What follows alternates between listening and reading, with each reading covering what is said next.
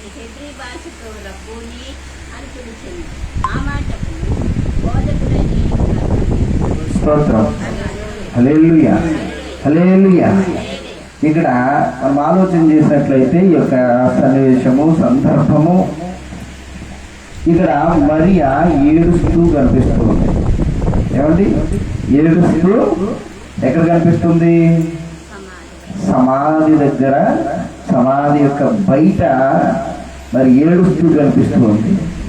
ఎందుకు ఏడుస్తూ ఉంది అంటే కనుక ఈ యొక్క మగ్దలేని మరియా యేసయ్యను అధికముగా ప్రేమించింది. ఏమండి? అధికముగా ప్రేమించింది. ఆమె అనుకుంటూ ఉంది, ఆయన చనిపోయాడు కదా, ఇంకా నేను ఎవరినైతే అధికంగా ప్రేమించి ఉన్నానో, ఎవరినైతే ఒక బోధకుడుగా అనుకుని ఉన్నానో ఆయన చంపేశారు కనుక ఆయన ఇకను లేడు అనే బాధతో ఆమె ఏడుస్తూ ఉంది. అయితే ఆమె గ్రహించిన విషయం ఏంటంటే, ఆమె అక్కడ జరిగిన అద్భుతం ముందే నిలబడింది కానీ, ఏమండి, అక్కడ జరిగిన మహా అద్భుతమైన ఆశ్చర్య కార్యం ముందే నిలబడింది కానీ ఆ యొక్క ఆశ్చర్య కార్యాన్ని ఆమె గుర్తించలేకపోయింది. ఏమండి? ఆమె ఎక్కడ నిలబడింది? తెరవబడిన సమాధి ముందు నిలవబడింది కానీ ఆ లోపల ఏ అద్భుతం జరిగిందో, ఏ ఆశ్చర్య కార్యం జరిగిందో, ఏ మహా అద్భుతం జరిగిందో ఆమె గుర్తించలేకపోయింది. పోయి అదేం చేస్తూ ఉంది? అక్కడ ఏడుస్తూ ఉంది. ఏమండి? ఏడుస్తూ ఉంది. ఆ యొక్క 11వ వచనంలో మనం చూస్తే కనుక మరి ఆ సమాధి బయట నిలిచి ఏడుచుచుండెను. ఆమె ఏడ్చుచు సమాధిలో వంగి చూస్తూ ఉంది. ఇక్కడ మనం ఆలోచన చేసినట్లయితే కనుక ఆ యొక్క ఏడుపు, ఏమండి, మనం ఒంటరిగా కూర్చొని ఏడుస్తూ ఉంటే అక్కడ ఏం జరుగుతుందో అంటే కోల్పోయిన దాన్ని బట్టో, లేదంటే మనము ఆ యొక్క భ్రమలో ఉండి ఏడుస్తూ ఉంటే అక్కడ జరిగేది ఏమీ కూడా మనకు అర్థం కాదు. ఎవరు ఏం చెప్పినా కూడా ఆ మాటలు మనకి అర్థం కాదు. మన యొక్క కళ్ళన్నీ కూడా దుఃఖంతో నిండిపోవడం వల్ల మన యొక్క ఇంటెన్షన్, మన యొక్క ఆలోచన, మన తలంపంతా కూడా ఏమై ఉంది? ఆయన లేడు. ఏమండి? అది కోల్పోయాము. ఆయన కోల్పోయామన్న ఆ వేదన ఆమెలో ఉండి ఆమె యొక్క కళ్ళన్నీ కూడా దుఃఖంతో నిండిపోయి అక్కడ ఏం జరుగుతుందో అనేది కూడా ఆమె గుర్తించలేకపోయింది. ఈ రోజు మనము ఆలోచన చేసినట్లయితే మనం ఏ విషయంలోనైనా కూడా దుఃఖములో ఉంటుంటే గనక, ఏ విషయంలో అయితే కనుక మనము అధికంగా వేదన పడిపోతూ ఉంటే గనక, ఏమండి, దేవుడు చేసే అద్భుతము మన కళ్ళకు కనిపించదు. ఎందుకంటే ఆ కన్నీరు దేవుడు చేసే అద్భుతాన్ని చూడకుండా మసకబారేటట్లుగా చేస్తారు. దేవుడి స్తోత్రం. హల్లెలూయా. మీకు అర్థమైందండి? ఏమండి? దేవుని మీద నమ్మకము, విశ్వాసము, లేదా దేవుని చెప్పినది మనకు ఆ మైండ్ లోకి రాకపోతే గనక ఏదైతే మనం కోల్పోయి ఉన్నామో కోల్పోయిన దాని గురించి అదే రకంగా బాధపడుతూ ఉంటే, ఏమండి, బాధపడుతూ ఉంటే మన కన్నీళ్లతో కుంగిపోతూ ఉంటే గనక అసలు దేవుడు చేసే అద్భుతాన్ని కూడా అసలు మన ముందు దేవుడు అద్భుతం చేసినా కూడా దాన్ని గుర్తించలేము. ఎందుకంటే మన యొక్క ఆలోచన అంతా కూడా, మన యొక్క బాధ అంతా కూడా దేని మీద ఉంటుంది? ఏదైతే జరిగిందో దాని మీద ఉంటుంది. దాని తర్వాత జరిగిన అద్భుతాన్ని మనము గుర్తించలేని స్థితిలో మనం ఉంటాము. ఏమండి? మనము ఆ చీకటిలో కూర్చుని చీకటిలో ఉండి మనం ఏడుస్తూ ఉంటే ఎవరికైనా కనపడుతుందా? వినపడుతుంది కానీ కనపడదు. ఎప్పుడైతే మనం వెలుగులోకి వచ్చామో అప్పుడు ఏమండి మనల్ని ఎవరైనా గుర్తించగలరు. ఇక్కడ మనం ఆలోచన చేసినట్లయితే మరి కూడా తనలో తాను బాధపడిపోతుంది. అక్కడ తెరవబడిన సమాధి ఉన్నా కూడా ఆమె ఆ యొక్క అద్భుతాన్ని ఆమె చూడలేకపోయింది. ఎందుకు అంటే కనుక ఆమె ఆలోచన అంతా ఎలా ఉంది అంటే, మరి ఆమె బహుగా ప్రేమించిన ఆ బోధకుడు లేదా ఆ యొక్క ప్రభువు ఆయన చనిపోయి ఉన్నాడు అనే వేదనలోనే ఉంది. కానీ ఏమండి, ఆయన లేచి ఉన్నాడు అనే ఆలోచన ఆమె లేకుండా పోయింది. అందుకోసమే ఆమె అలాగున చీకటిలో ఉన్నట్లుగా, చీకటిలో కూర్చుని ఏడ్చినట్లుగానే ఆ అద్భుతాన్ని, వెలుగులోకి వస్తే ఆ అద్భుతాన్ని చూడగలరు, కానీ చీకటిలోకి వచ్చి అద్భుతాన్ని, చీకటిలో ఉండే అద్భుతాన్ని చూడగలమా?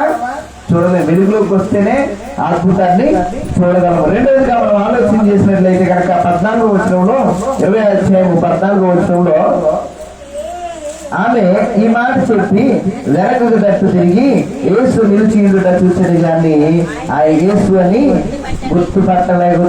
ఇక మనం చూసినట్లయితే మొదటి 12వ వచనం నుంచి మనం చూస్తే, తెల్లని వస్త్రములు ధరించిన ఇద్దరు దేవదూతలు యేసు దేహంలో ఉంచబడిన స్థలమున తలవైపున ఒకడును కాళ్ళ వైపున ఒకడును కూర్చుండుట కనబడెను. వారు, అమ్మా ఎందుకు ఏడ్చుచున్నావని ఆమెను అడగగా, ఆమె నా ప్రభువు ఎవరో ఎత్తుకుని పోయి ఆయన ఎక్కడ ఉంచారో నాకు తెలియదని చెప్పాను. ఏమంటుందండి అక్కడ? ఆ సమాధిలోకి వంగి చూసిన తర్వాత మరి అక్కడ ఇద్దరు కనబడుతున్నారట, తల వైపున ఒకడు కాళ్ళ వైపున ఒకడు కనబడితే వాళ్ళకు అంటుంది, ఇక్కడ చూసేటప్పటికి అక్కడ యేసుప్రభు వారు కనిపించలేదు. కనిపించకపోతే వారే ఈ దేవదూతలు ఆమెను అడుగుతున్నారు, అమ్మా ఎందుకు ఏడ్చుచున్నావు అని ఆమెను అడిగినప్పుడు ఆమె అంటుంది, నా ప్రభువు ఎవరో ఎత్తుకుని పోయి ఆయన ఎక్కడ ఉంచారో నాకు తెలియదని చెప్పింది. అలా చెప్పగానే ఆమె అలా చెప్పింది. మళ్ళా వెనక్కి తిరిగి ఇలా చూసేటప్పటికి యేసు నిలిచి ఉండుట చూసాను, కానీ ఆయన యేసు అని గుర్తుపట్టలేదు. ఇక్కడ మనం ఆలోచన చేసినట్లయితే యేసయ్య పక్కనే ఉన్నాడు, కానీ ఆమె ఆయన్ని గుర్తించలేదు.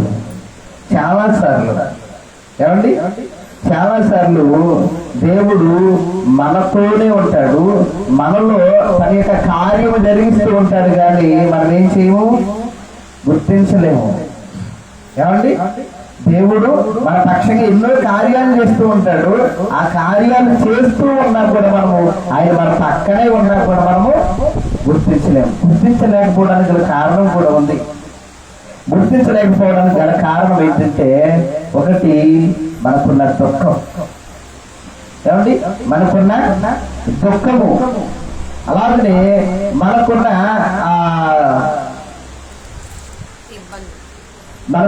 దుఃఖము, అలాగనే మనం ఏదైతే ఎక్స్పెక్ట్ చేసామో అది జరగకపోవడం. ఏమండి, ఏదైతే అనుకున్నామో అది జరగకపోవడము, ఇంకా మనకు డిసప్పాయింట్మెంట్, ఇవన్నీ కూడా అంటే మనకున్న దుఃఖము, మనకున్న బాధలు, మనకున్న సమస్యలు, అనుకున్నవి జరగకపోవడము, ఇవన్నీ కూడా మనకు ఉండడం వల్ల అసలు దేవుడు మన పక్కనే ఉన్నా కూడా అదేమి కూడా మనము గుర్తించలేని స్థితిలో మనము ఉంటూ ఉన్నాము. ఎందుకు? మనకున్న బాధ వల్ల. అంటే మన యొక్క బాధ అంతా కూడా దేని మీద ఉంటుంది? ఏదైతే కోల్పోయామో దాని మీద ఉంటుంది.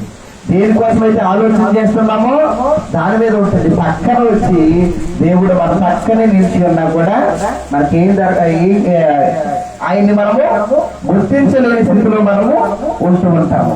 ఇంకా మనకు అర్థం కావాలంటే, ఎవరినైనా మనము కొంతమంది తప్పిపోయారంటాం. ఏమండి, తప్పిపోయారంట. ఎక్కడికన్నా బయటికి ఎక్కువగా జనసందోహం ఉన్న చోటికి చిన్నపిల్లలైన వారు తీసుకెళ్తే ఉంటే అప్పుడప్పుడు తప్పిపోతూ ఉంటారు.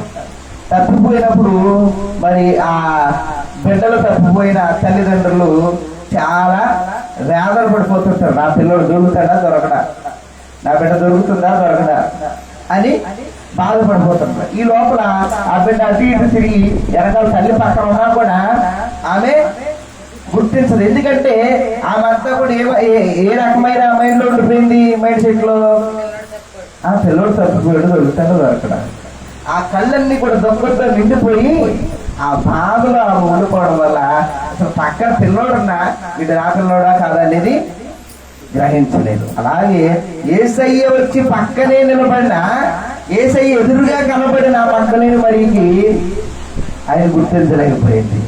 ఏమండి, మూడోదిగా మనం చూసినట్లయితే కనుక ఆ 16 వచనంలో 15-16 వచనాలు మనం చూస్తే, అమ్మా ఎందుకు ఏడ్చుచున్నావు, ఎవరు వెతుకుచున్నావు అని ఆమెను అడుగగా, ఆమె ఆయన తోటమాలి అనుకుని, అయ్యా నీవు ఆయన మోసుకుని పోయినలా ఆయన ఎక్కడ ఉంచుతావో నాతో చెప్పును, నేను ఆయన ఎత్తుకుని పోదునని చెప్పాను. యేసును ఆమెను చూచి మరియా అని పిలిచాను. ఆయనను హెబ్రీ భాషతో రబ్బూని అని పిలిచిన ఆ మాటకు బోధకుడా అని అర్థము. దేవుని స్తోత్రం, హల్లెలూయా. ఏమండి, యేసయ్యే ఆమెతో మాట్లాడినా ఆ మాటను కూడా ముందుగా గుర్తించలేకపోయింది. ఏమండి, మాటను కూడా గుర్తించలేకపోయింది. అమ్మా ఎందుకు ఏడుస్తున్నామంటే, ఇదిగో నా బోధకుని, నా యొక్క ప్రభువుని ఎవరో ఎత్తుకుని పోయారు. ఆయన ఎదురుగా నిలబడుతున్నా, ఆయన రూపం కనబడుతున్నా ఆయన ఏమనుకుంటుంది, ఒక తోటమాలు అనుకుని, ఒకవేళ నువ్వు కానీ ఎత్తుకుని పోయావా, ఎత్తుకుని పోతే కనుక ఎక్కడ ఉంచినారో నాకు చెప్పు, నాకు చెప్తే ఆయన తీసుకుని నేను వెళ్ళిపోతాను అని చెప్తుంది. అప్పుడు ఆయన ఒకే ఒక మాట మాట్లాడాడు, మరియా అన్నాడు. ఏమన్నాడండి? మరియా అని సంబోధించిన వాడై ఉన్నాడు. ఏమండి, ఆ ఒక్క మాట అక్కడ పరిస్థితిని అంతటినీ కూడా మార్చేసింది. ఏమండి, ఆ ఒక్క మాట పరిస్థితిని అంతటినీ కూడా మార్చేసింది. ఎప్పుడైతే యేసుక్రీస్తు ప్రభువారు మరియా అని ఆమె యొక్క పేరుతో పిలిచి ఉన్నారో అప్పుడు ఆమె ఆయనను గుర్తించింది. ఏమండి, ఎప్పుడైతే మరియా అని ఆమె పేరుతో పిలిచి ఉన్నారో అప్పుడే ఆయన ఆమె గుర్తించింది. యేసుక్రీస్తు ప్రభువారు ఏమండి, ఆయన పేరు పెట్టి పిలిచే దేవుడు. ఏమండి, ఆయన పేరు పెట్టి పిలిచే దేవుడు. మనం చూస్తే కనుక పాత నిబంధన గ్రంథంలో నుంచి మనం చూస్తూ ఉంటే ప్రతి భక్తుడిని కూడా ఆయన పేరు పెట్టి పిలిచే దేవుడు అన్నాడు. కాబట్టి ఆగ్రహను పిలిచాడు, మోషేని పిలిచాడు, సమూయేలును పిలిచాడు, ఏమంటే దావీదును పిలిచాడు, తర్వాత సౌలును పిలిచాడు కొత్త నిబంధనలో. ఇలాగున ప్రతి ఒక్కరిని కూడా ఇక్కడ చూస్తే మగ్దలేని మరియను కూడా పిలుచున్నాడు, మరియా అని పిలుచున్నాడు. ఈనాడు మనల్ని కూడా అనేక పర్యాయాలు దేవుడు పేర్లు పెట్టి పిలిచే దేవుడు అన్నాడు. మనం ఏ పరిస్థితుల్లో ఉన్నా వెళ్ళిపోతున్నా, ఎవరి తికమక్కతో ఉండి ఎటువంటి పరిస్థితుల్లో మనకు అనుకోని పరిస్థితుల్లో మన యొక్క మైండ్ సెట్ గలిబిలిగా ఉండి ఎక్కడెక్కడ నడుస్తూ ఉంటే ఆయన మనల్ని పేరు పెట్టి పిలుస్తున్నాడు. అంటే మన యొక్క మైండ్ ఎక్కడో పనిచేస్తూ ఉన్నప్పుడు అసలు చుట్టూ ఏం జరుగుతుందో, అపాయం ఎక్కడి నుంచి పనిచేస్తుందో అదేమి కూడా మనము ఆలోచన చేయము. అసలు ఏం జరుగుతుంది వెంటనే దేవుడు ఏం చేస్తూ ఉంటాడు, పిలుస్తూ ఉంటాడు. నన్ను ఎవరు పిలిచారంటే పక్కన ఎవరు కనపడరు. ఏమంటే పక్కన ఎవరైనా కనపడతారా? ఎవరు కనపడరు. ఈ లోపల ఇలా తిరిగినప్పుడు అలా వెళ్ళిపోతుంది. ఏంటిది? ఏదైతే ప్రమాదం ఉందో ఆ ప్రమాదం అలా వెళ్ళిపోతుంది. ఆయన పేరు పెట్టి పిలిచే దేవుడు. మనం ఏ కాన్షియస్ లో ఉన్నా, కాబట్టి మనం తెలియని స్థితిలో మనం ఉన్నా కూడా ఆయన మనల్ని పేరు పెట్టి పిలిచే దేవుడు. ఆమెను ఎప్పుడైతే యేసయ్య పేరు పెట్టి పిలిచి ఉన్నాడో, ఏమండి పేరు పెట్టి పిలిచి ఉన్నాడో అక్కడ పరిస్థితి అంతా కూడా మారిపోయింది. ఇక్కడ మనం ఆలోచన చేసినట్లే చాలా జనం ఉన్నారు అనుకోండి, ఒక్కొక్క చోట పెద్ద పెద్ద మీటింగ్లు జరుగుతూ ఉంటాయి. మన వాళ్ళు ఎక్కడున్నారో తెలియదు, సైలెంట్ గా ఉన్నారు అనుకోండి. అక్కడ మన పేరు పిలిచారు అనుకోండి, వెంటనే ఇమీడియట్లీగా మనం రెస్పాండ్ అవుతామా లేదా? వాళ్ళ వైపు తిరుగుతామా లేదా? మన పేరు ఎవరో పిలిచారని ఎలా తిరుగుతాం? అలాగనా అప్పటి వరకు మరి కనబడకపోయినా ఎప్పుడైతే పేరు పెట్టి పిలిచారో అప్పుడు మనము వారి వైపుకు తిరుగుతాం. అలాగనే మరియతో కూడా యేసయ్య ఎదురుగా ఉన్నా కూడా ఆయన్ని తోటమాలి అనుకున్న మనసులో, తర్వాత ఎప్పుడైతే ఆయన పేరు పెట్టి పిలిచి ఉన్నాడో అప్పుడు రబ్బుని, బోధకుడా అని ఆయన్ను మరి గ్రహించగలిగింది ఆయన యేసుక్రీస్తు ప్రభువారని. ఇలాగనే మనం 4వదిగా మనం చూసినట్లయితే కనుక ఎప్పుడు చాలా బాధతో ఆ సమాధిలో చూసినప్పుడు ఆమెకి యేసయ్య కనబడలేదు. అప్పుడు కన్నీళ్ళంతా కారిపోతున్నాయి. ఎప్పుడైతే ఆయన మరి ఆమెను పేరు పెట్టి పిలిచి ఉన్నాడో అప్పుడు ఆమె ఆయనను గుర్తించగలిగింది. అప్పటి వరకు ఆమెకున్న కన్నీళ్లు ఇప్పుడు సాక్షులుగా మారినాయి. 20:18 చూస్తే ఆమెకున్న కన్నీళ్లు ఎలా మారినాయంటే,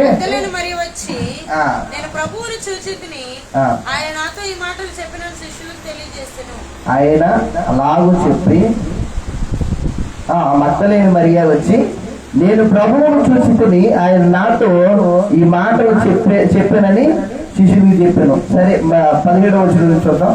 యేసు ఆమెతో, నేను ఇంకా తండ్రి యొద్దకు ఎక్కిపోలేదు కనుక నన్ను ముట్టుకొనవద్దు.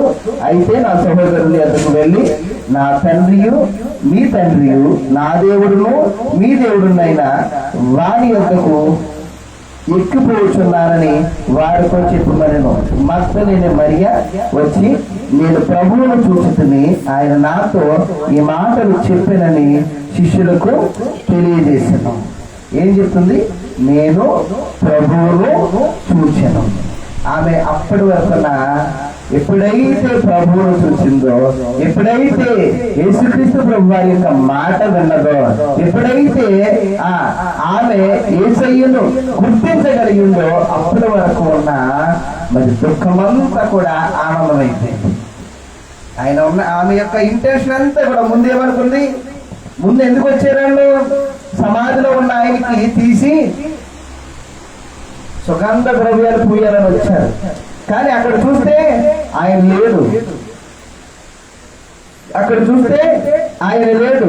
లేకపోయేసరికి మైండ్ అంతా కూడా ఏమైపోయింది? ఎవరో ఎత్తుకుపోయారు, ఎవరో తీసుకుని పోయారు, నా ప్రభుని సమాధిలో కూడా ఉండనివ్వలేదు అన్న బాధతో ఆమెకు కన్నీళ్ళు వచ్చినాయి. కనీసం మేము చేయవలసిన ఈ యొక్క పనిని కూడా చేయనివ్వకుండా, ఆ సుగంధ ద్రవ్యాలు కూడా మా ఆచార ప్రకారము ఈ యొక్క సుగంధ ద్రవ్యాలు కూడా పూయనివ్వకుండా ఆయన ఎవరో తీసుకెళ్ళిపోయారు అనే బాధ. అసలు ఆయన వెళ్ళిపోయాడు, ఆయన చనిపోయాడనే బాధ కన్నా ఆ శవం కూడా ఇప్పుడు లేదు అన్న బాధ వాళ్ళు ఉండడం చేత కన్నీళ్లు ఉప్పొంగిపోతున్నాయి, కన్నీళ్లు కారిపోతున్నాయి. కన్నీళ్లు కారిపోయి కన్నులు మసకబారిపోయిన పరిస్థితుల్లో ఇప్పుడు ఆయనే వచ్చి మరియా అని సంబోధించగానే అప్పటి వరకు ఉన్న కన్నీళ్ళన్నీ కూడా, ఆమె యొక్క దుఃఖం అంతా కూడా సంతోషముగా మారిపోయింది. దేవుని స్తోత్రం. ఇప్పుడు ఆమె యొక్క బాధ అంతా కూడా ఒక సాక్ష్యం అయిపోయింది. దేవుని స్తోత్రం. హల్లెలూయా, హల్లెలూయా. ఎప్పుడైతే దేవుని మనం కలిగి ఉంటామో, ఎప్పుడైతే దేవుని యొక్క మాటలు మనం గ్రహించగలుగుతామో అప్పుడు పరిస్థితులన్నీ కూడా మారిపోతాయి. ఏమండి? అప్పుడు పరిస్థితులన్నీ కూడా మారిపోతాయి. అప్పటి వరకు బాధకరమైన పరిస్థితులు ఉండొచ్చు, అప్పటి వరకు కూడా మనకు దుఃఖకరమైన పరిస్థితులు ఉండొచ్చు. ఎటువంటి పరిస్థితులు ఉన్నా కూడా యేసయ్య మనతో మాట్లాడినట్లుగా మనం గ్రహించినట్లయితే, యేసయ్య మన పక్కన ఉన్నట్లు మనం గ్రహించగలిగినట్లయితే కనుక అప్పటి వరకు ఎన్ని బాధాకరమైన పరిస్థితులు ఉన్నా కూడా అవన్నీ కూడా సంతోషకరమైన పరిస్థితులుగా మారిపోతాయి. దేవుని స్తోత్రం. హల్లెలూయా. మరి 5వదిగా మనం చూసినట్లయితే కనుక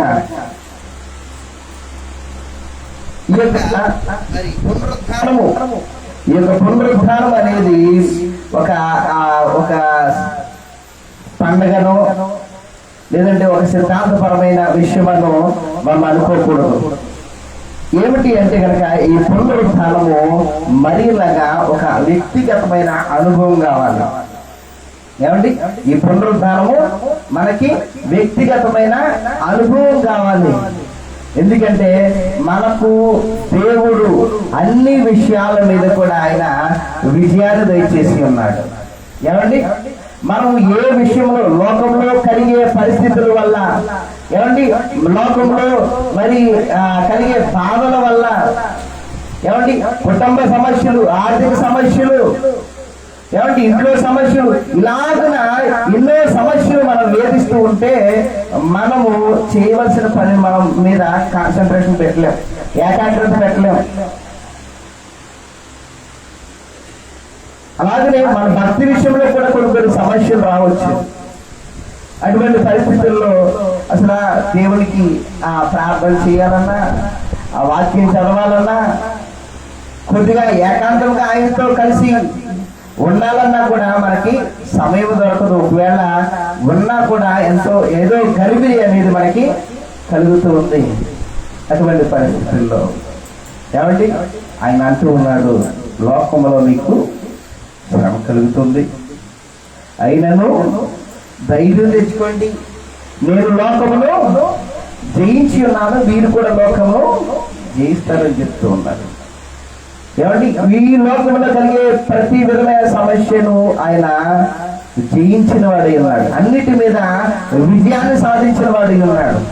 ఏమండి మనము దేవుడితో దగ్గరగా ఉండడము ఈ లోకపు అధికారి అయిన సాతానికి ఇష్టం ఉండదు కనుక అనేక రకాలైన శోధనలు తీసుకుని వస్తూ ఉంటాడు.